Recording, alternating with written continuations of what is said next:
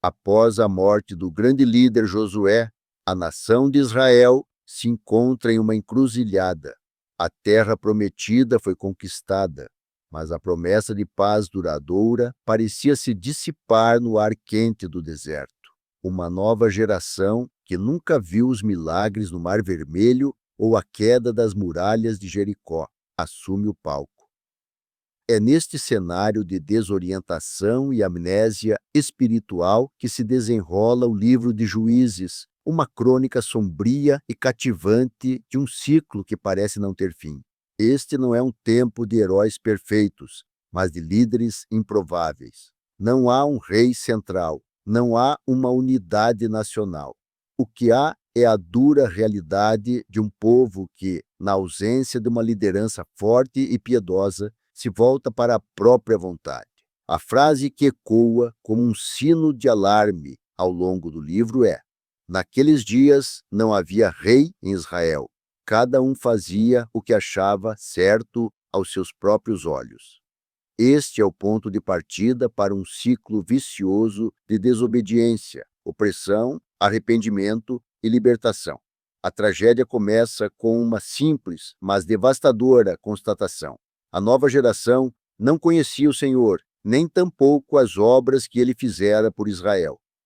A memória é o alicerce da fé. Sem ela, a história se torna apenas um conto antigo, desprovido de poder e relevância. O povo de Israel, esquecendo-se do Deus que os tirou da escravidão no Egito, começa a se misturar com os povos vizinhos. Eles adotam seus costumes, suas festas e, o mais grave de tudo, seus deuses. O panteão cananeu, com seus rituais sensuais e sacrifícios macabros, seduzia o povo de Israel. Baal, o deus da chuva e da fertilidade, e Astarote, a deusa da guerra e do amor, tornam-se figuras centrais em suas vidas. Altares de pedra e estátuas de madeira, antes repudiados, agora decoram os vales e as colinas. O povo, outrora zeloso pela pureza da adoração a Yahvé, se entrega à idolatria, trocando a fonte de águas vivas por cisternas rachadas. Deus, em sua justiça, não pode permitir que essa infidelidade passe impune. Ele não os abandona, mas permite que as consequências de suas escolhas os alcancem. Os filisteus, os amalequitas, os midianitas, todos esses povos que antes eram subjugados, agora se levantam como opressores. Israel, enfraquecido pela divisão e pela infidelidade, se torna vulnerável. O clamor por ajuda, que antes ecoava no Egito, agora ressurge, desesperado e sincero. É neste ponto de humilhação e desespero que Deus, em sua infinita misericórdia, intervém, levantando os juízes. Quem são esses juízes? Eles não são reis por direito de nascimento, nem sacerdotes ungidos. São líderes carismáticos, levantados por Deus para uma missão específica: libertar o povo da opressão e restaurar, ainda que por um breve período, a ordem e a fidelidade. Eles são uma galeria de personagens fascinantes e cheios de falhas, que ilustram a preferência de Deus em usar o que é fraco para confundir o que é forte. A Otniel, o primeiro libertador, um herói esquecido. A Eude, o canhoto que mata o rei obeso de Moabe. A Sangar, que derrota centenas de filisteus com uma aguilhada de bois. Mas a história de Juízes é mais do que uma lista de vitórias.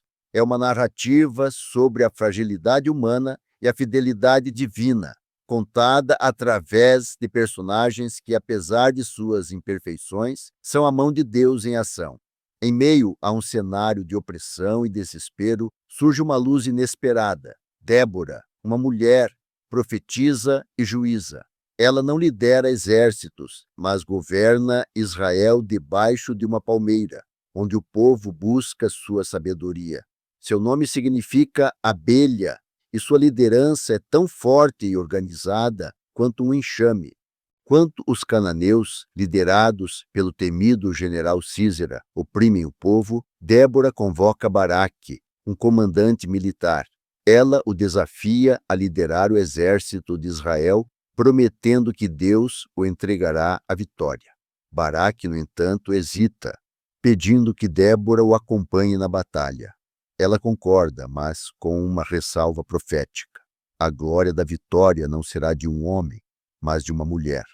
A profecia se cumpre de forma dramática. Enquanto Baraque persegue o exército de Sísera, o general foge a pé e se refugia na tenda de Jael, uma mulher quenita. Jael, com uma bravura surpreendente, recebe-o, oferece-lhe leite e o acoberta. Quando Sísera adormece, ela pega uma estaca de tenda e um martelo, e com um golpe certeiro atravessa sua cabeça. A canção de Débora, um dos trechos mais antigos da Bíblia, celebra a vitória e a coragem de Jael, declarando: Bendita seja Jael entre as mulheres, bendita seja a mulher de Éber, o queneu, entre as que habitam em tendas. Sua história é um lembrete poderoso de que a força e a liderança não têm gênero.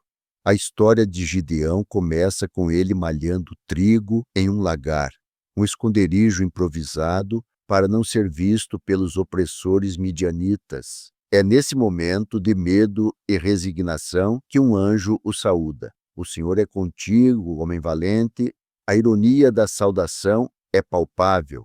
Gideão, que se sente fraco e insignificante, não consegue acreditar que é o escolhido para libertar Israel.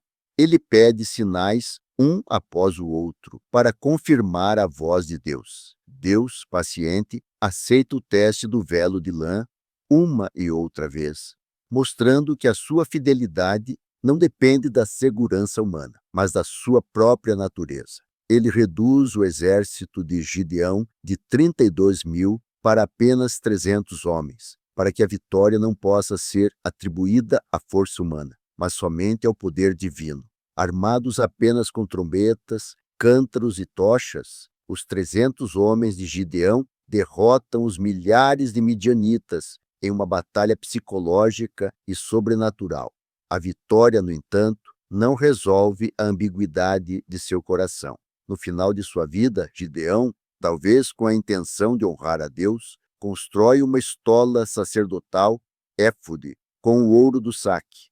Esse objeto se torna um ídolo e o povo se afasta novamente, adorando-o. O legado de Gideão é um espelho para a fragilidade da fé.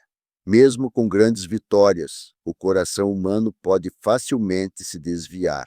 A história de Jefté é uma tragédia em 2 atos. Rejeitado por sua família por ser filho de uma prostituta, ele vive como um forasteiro, um líder de bandidos. Quando Israel precisa de um comandante para lutar contra os amonitas, eles recorrem a ele, o pária, o excluído.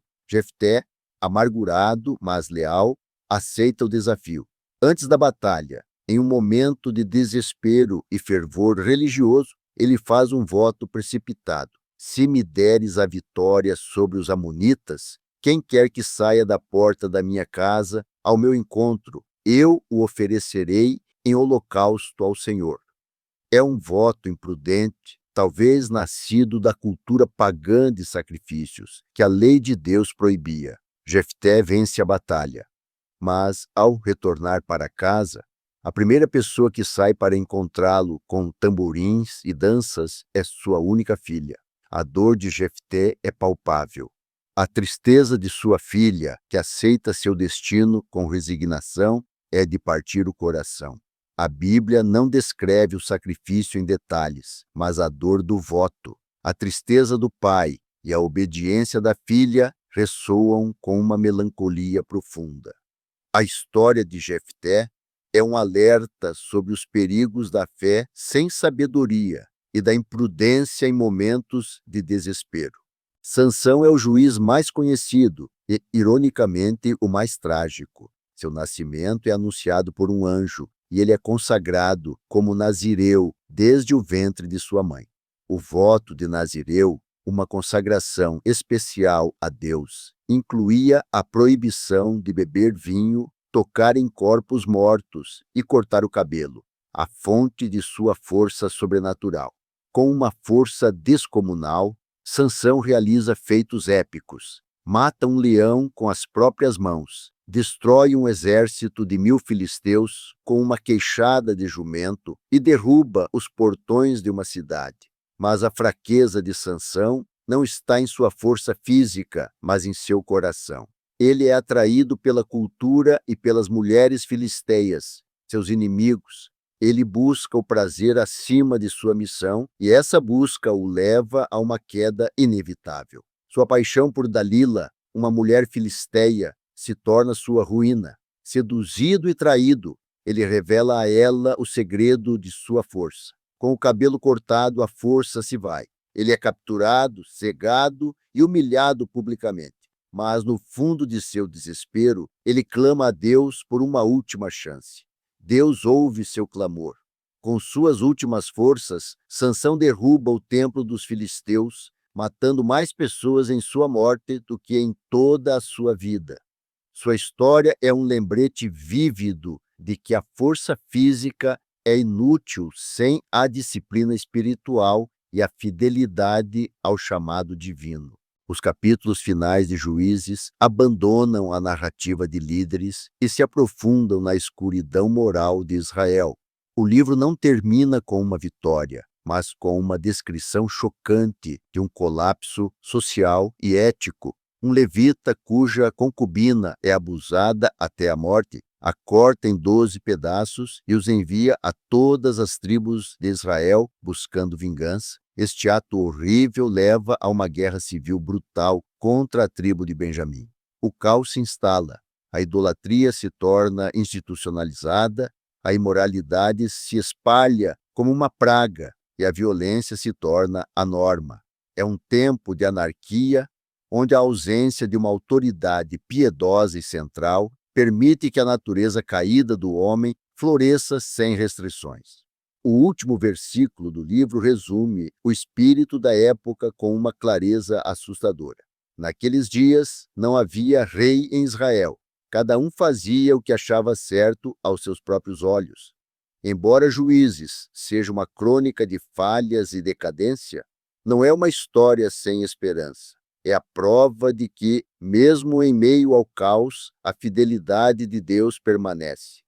Ele continua levantando libertadores, usando pessoas imperfeitas e cumprindo suas promessas, mesmo quando seu povo falha miseravelmente. O livro de Juízes prepara o terreno para a próxima fase da história de Israel, a necessidade de um rei, uma liderança que possa unir o povo e guiá-lo de volta à aliança. Mas a história de Juízes também aponta para algo maior, para a esperança de um rei perfeito, um verdadeiro juiz, que não apenas liberta, mas transforma o coração do homem. Juízes é um espelho. Ele reflete a fragilidade da nossa fé e a facilidade com que nos desviamos. Mostra as consequências do individualismo, do fazer o que parece certo aos próprios olhos.